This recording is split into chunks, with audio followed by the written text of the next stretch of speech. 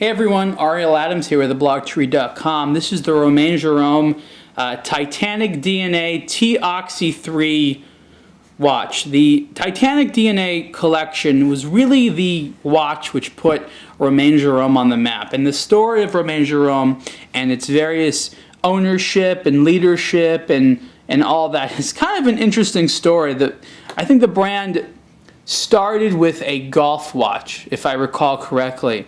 And then Yvon Arpa took over the design direction of the brand, and he introduced this, the Titanic DNA, and then the Moon DNA, and then there was this whole big strange battle, and he was out, and a new CEO was put in, Manuel M., formerly of Jacques Dro. And so the brand has just gone through a lot of interesting changes. A lot of really talented people have been in there. And this is, for me, one of their strongest watches and very iconic of what they do and who they are. So this came out under Yvon Arpa's reign when he was there. And this, for him, was a very important piece and sort of the original of the Titanic DNA designs. And for me, I think it's a great-looking watch. It's very controversial because it has some material in it from the Titanic, the actual Titanic, which was harvested and put in here. And a lot of people said that, you shouldn't celebrate this tragic event and all these things like that, and it's disrespectful to the families who lost people and things like that. And I can understand that perspective, but that's not really what this watch is about.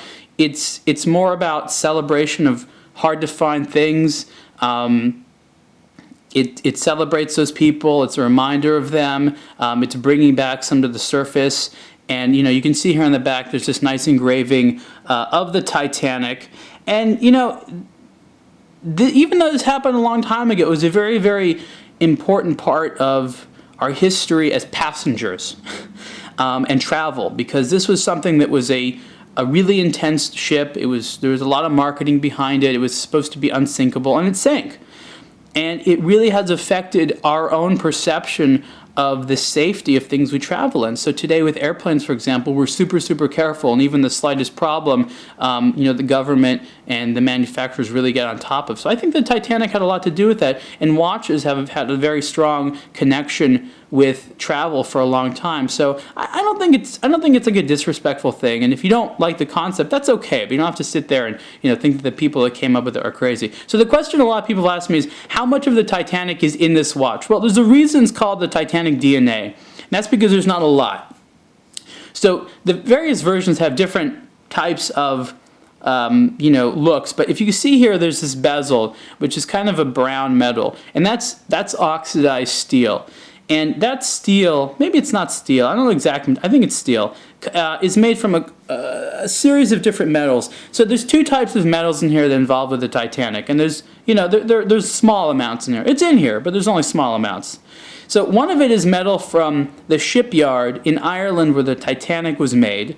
Second is actual material from the Titanic, and that's sort of blended in to this bezel. Now this bezel has been oxidized by Romain Jerome. And what they do when they do oxidize some things, I believe they take it, they put it under water, and there's some type of chemical process which basically performs a kind of quick oxidation.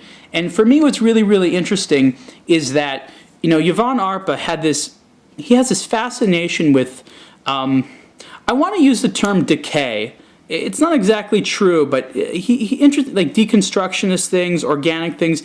He's fascinated by like watches that are kind of like destroyed or have this type of worn quality to them. So he has this look of the oxidized metal is fascinating to him. And here you have the oxidized metal.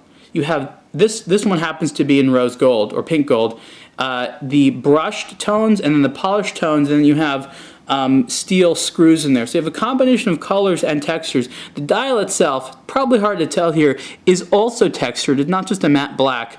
And the Arabic hour numerals are applied. For me, this is the purest of the dials. There was a slightly different version that right next to the subsidiary seconds dial had an opening for the date. That does add the date complication, but for me this is a much cleaner look, and I prefer this one a little bit more because I think it's a little bit more attractive. Inside the watch is an automatic movement.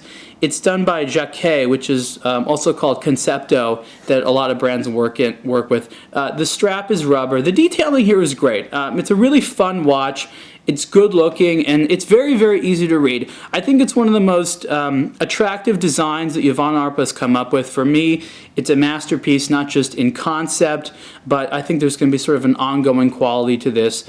Is everyone going to like this watch? No. It's been around for a few years. Romain Jerome has continued it. It's been a popular seller for them. There's chronograph versions, there's tourbillon, there's the steampunk models, there's all sorts of crazy stuff. But for me, this is the original, and I think really embodies a lot of what there is to like about this. So again, this is the Romain Jerome Titanic DNA T-Oxy 3. This particular version is in 18 karat rose gold. I think it's about 45 millimeters wide, something along that. Price for this version in gold is about $24,000. It's about half that for the steel version, and you can see the full review on ablogtoread.com. Thanks.